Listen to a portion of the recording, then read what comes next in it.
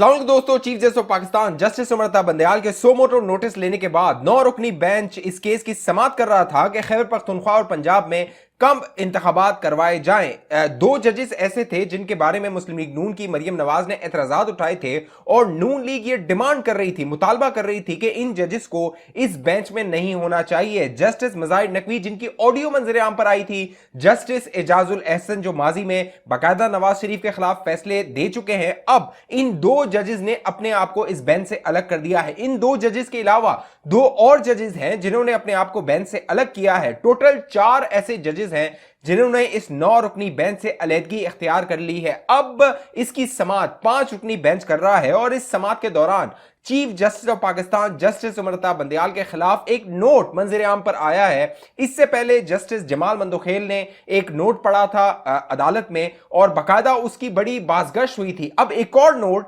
Justice Athar Minallah के जरिए सामने आया है। उन्होंने अपना एक नोट इस फैसले में, इस ऑर्डर में जमा करवाया है और दिलचस्प बात यह है दोस्तों, जस्टिस अतर मिनल्ला ने chief justice of Pakistan justice Umar Ata Bandial पर यह इल्जाम लगाया है, बाकायदा सवाल उठाया है, एतराज उठाया है कि जो ऑर्डर कोर्ट रूम के अंदर पढ़ा गया था उसमें उनके नोट को शामिल नहीं किया गया था।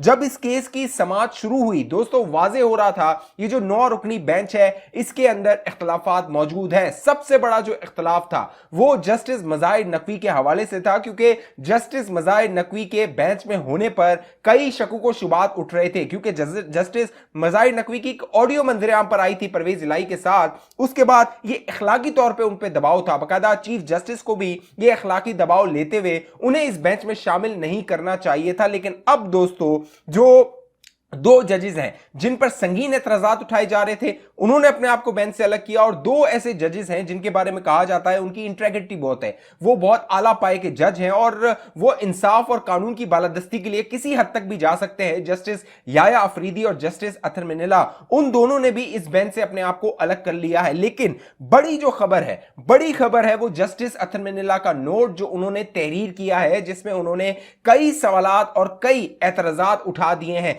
जस्टिस अतर मिनल्ला ने अपने नोट में अहम सवाल उठाए हैं और उन्होंने कहा है कि मैंने चीफ जस्टिस ऑफ पाकिस्तान का ऑर्डर पढ़ा है, मैंने जब अदालत में आईनी नुकात उठाए तो चीफ जस्टिस ने इन्हें शामिल करने पर इत्तेफाक किया। दिलचस्प बात यह है कि खुली अदालत में जब जस्टिस अतर मिनल्ला सवालात उठा रहे थे तो चीफ जस्टिस ने वहां पर कहा कि इन सवालात को हम ऑर्डर में शामिल करेंगे, लेकिन जब ऑर्डर लिखा हुआ तहरीरी ऑर्डर मंजर आम पर आया तो जस्टिस अतर मिनल्ला के वो नुकात उसमें शामिल नहीं किए गए थे।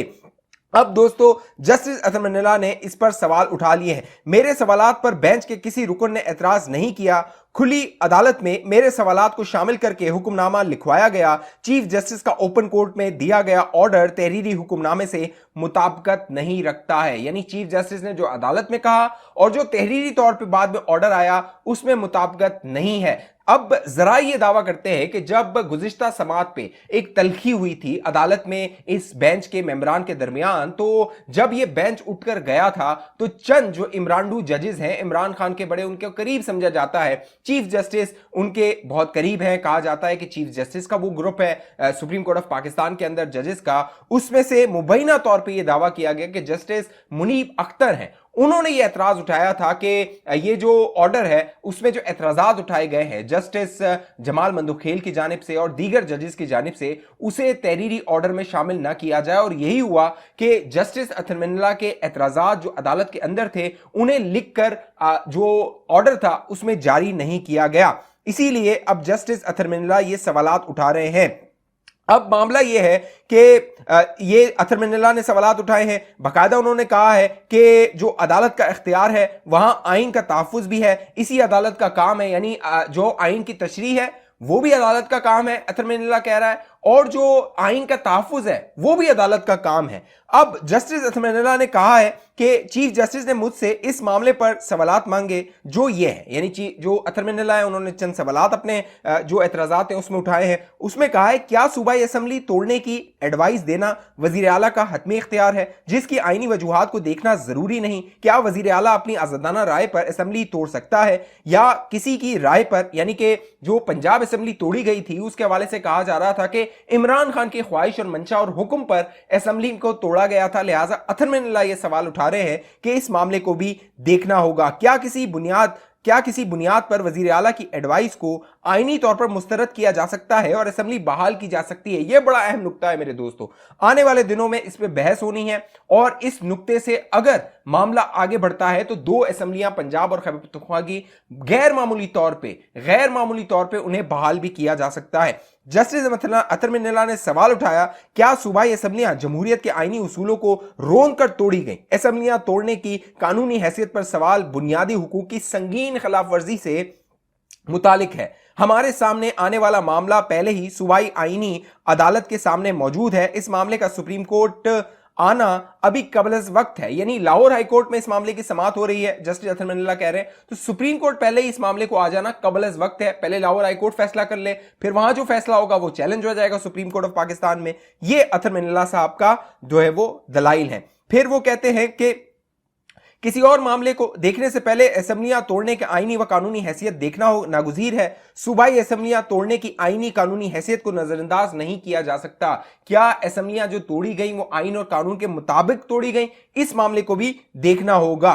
जस्टिस अतर मिनल्ला ने कहा, आईन एक ऐसी दस्तावेज है जिसे आने वाले हर वक्त में चलना है। इस अदालत की आईन की तशरीह के आम लोगों और आने वाली नस्लों पर असरात होंगे। अस्कुत नोटिस के इख्तियार का इस्तेमाल इंतहाई एहतियात का मुतकाजी है। यह नागुज़ीर है कि आईनी खिलाफ वर्जियों और आईनी तशरीह के अहम मामलात को फुल कोर्ट सुने। ये बड़ा अहम सवाल है दोस्तों। जो आईन के मुताबिक जो अस्खुद नोटिस लेने का इख्तियार है, जस्टिस अतर मिनल्ला ने उस पर सवाल उठा दिया है और चीफ जस्टिस ने जो अस्खुद नोटिस लिया है अतर मिनल्ला के मुताबिक उसकी भी तशरीह वजाहत होनी चाहिए। साथ साथ उन्होंने कहा कि जो फुल कोर्ट है वो इस मामले की समाअत करे, क्योंकि इसमें दो सीनियर जजेस जस्टिस तारिक मसूद और जस्टिस काजी फाइज ईसा को शामिल नहीं किया गया है। लिहाजा अब मामला यह हुआ है कि 4 जजेस इस बेंच से अलग हो गए हैं, 5 जजेस इस मामले की समाअत कर रहे हैं। उसमें chief justice of Pakistan justice Umar Ata Bandial हैं, जस्टिस मंसूर अली शाह हैं, जस्टिस जमाल मंदोखेल हैं और जस्टिस जो मोहम्मद अली शेख हैं वो हैं जो सिंध हाई कोर्ट से आए थे, जो जज हैं सुप्रीम कोर्ट के,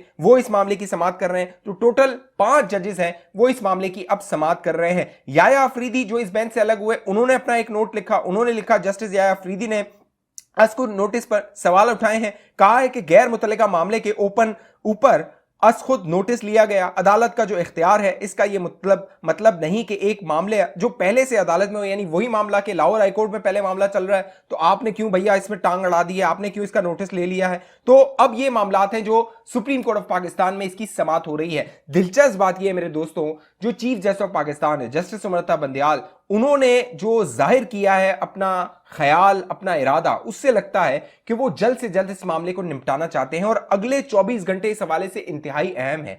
उसमें देखना है कि चीफ जस्टिस ऑफ पाकिस्तान इस मामले को निपटाते हैं या नहीं निपटाते हैं, क्योंकि जो तहरीक इंसाफ और इमरान खान है वो बहुत बेचैन, बहुत उतावली और वो बहुत जल्दी में लग रही है। तो लग ये रहा है कि चीफ जस्टिस ऑफ पाकिस्तान इस मामले को जल्दी निपटाना चाहते हैं और अगले 24 घंटों में मेरे दोस्तों इस्लामाबाद में एक बड़ा केस लगा हुआ है और इमरान खान का तोशाखाना का केस है। उसकी अहम जो समाअत है वो अहम मरहले में दाखिल हो गई है। अब इमरान खान जो मुख्तलिफ केसेस से भागता रहा, यानी वो जमानतें लेता रहा, हाजिरी से इस्तिस्ना लेता रहा, वो अदालतों को कहता रहा कि मुझे वीडियो लिंक पे मैं पेश हो जाता हूं। अब सवाल यहां पे ये उठ रहा है, जो इमरान खान दलील दे रहा है वो ये है कि मेरे पाँव में चोट है या मेरा पाँव में जख्म है या मुझे डॉक्टर्स ने मना किया है। तो 26 नवंबर को जब जनरल आसिम मुनीर की तकरीर को रोकना था तब वो हेलीकॉप्टर लेके पहुंच गया था पिंडी, जो पिंडी में जाके जलसा किया था, बाकायदा वहां पे वो गाड़ी से उतर के चल के भी गया था, स्टेज पे बैठा भी था। तो उस वक्त जब जनरल आसिम मुनीर का रास्ता रोकना था तब ये जख्म और डॉक्टर्स ने उस वक्त एडवाइस नहीं दी थी, लेकिन अब क्योंकि अपनी गर्दन फंसी हुई है तो डॉक्टर्स भी याद आ रहे हैं। साथ साथ दोस्तों जो बड़ा दावा है वो अता तारर की जानिब से आया है। जो अता तारर हैं उन्होंने एक प्रेस कॉन्फ्रेंस की है और उन्होंने जो बात की है बड़ी संगीन है। उसकी वजह यह है कि जस्टिस मज़ाहिर नकवी की जो ऑडियोज मंजर आम पर आई थी, अब अता तारर ये इशारा दे रहा है कि आने वाले दिनों में इस तरह की मजीद ऑडियोज और वीडियोज मंजर आम पर आ सकती है। बहुत कुछ है अता तारर के मुताबिक जो कहा जा रहा है कि वो मंजर आम पर आएगा और जब वो मंजर आम पर आएगा तो वो धमाका कर देगा। अब हुकूमत के जो लोग हैं वो ये मुतालबा कर रहे हैं कि जस्टिस मज़ाहिर नकवी का जुडिशल कमीशन में बाकायदा ट्रायल किया जाए। जो सुप्रीम जुडिशल काउंसिल है वहां पर रेफरेंस किया हुआ है, उसका नोटिस ले चीफ जस्टिस ऑफ पाकिस्तान और जो मज़ाहिर नकवी है उनसे जवाब तलब किया जाए, क्योंकि हुकूमत के मुताबिक उनके पास कई शवाहिद है, कई ऐसे सबूत मौजूद हैं कि जस्टिस मज़ाहिर नकवी जब ये ट्रायल शुरू होगा तो वो जब हकाइक मंजर आम पर आएंगे तो कह लीजिए कि एक बड़ा धमाका हो जाएगा और अदालत जो है वो लरस के रह जाएगी कि इस तरह के मामला सुप्रीम कोर्ट ऑफ पाकिस्तान में हो रहे थे। अब देखना है अगले 24 घंटों में सुप्रीम कोर्ट ऑफ पाकिस्तान किस नतीजे पर पहुंचती है, क्या मामला सुप्रीम कोर्ट ऑफ पाकिस्तान में तय होते हैं। और ये जो अब जजेस जिन्होंने अपने आप को इससे रिक्यूज कर लिया है, क्योंकि गुमान ये किया जा रहा था, क्योंकि जस्टिस जमाल मंदोखेल अपनी राय दे चुके थे, chief justice of Pakistan justice Umar Bandial suo motu notice लेके इस पर अपनी राय दे चुके हैं। बाकायदा अब जो बेंच में दीगर जजेस हैं, जस्टिस मंसूर अली शाह वो अपना इरादा जाहिर कर चुके हैं। इस बेंच के बनने के बाद गुमान ये किया जा रहा था कि यह फैसला शायद 5-4 से होगा या 6-3 से होगा, लेकिन अब पूरी जो तस्वीर है या पूरा मंजर है दोस्तों वो तब्दील हो चुका है और अब खेल और ये पूरा मामला है वो दिलचस्प मरहले में दाखिल हो चुका है। आपको हम दोस्तों को बाखबर रखेंगे। किस शहर से ये वीडियो आप देख रहे हैं नीचे कमेंट करके बताइए। आपने जो अभी तक ये चैनल सब्सक्राइब नहीं किया जरूर सब्सक्राइब कीजिए, बेल आइकन का बटन है लाजमी क्लिक कीजिए। फेसबुक पे देखने वाले दोस्त हमारे पेज को लाइक कीजिए, फॉलो कीजिए, इस वीडियो को लाजमी शेयर कर दीजिए। अगली वीडियो तक मुझे इजाजत दीजिए, अपना ख्याल रखिएगा। पाकिस्तान जिंदाबाद।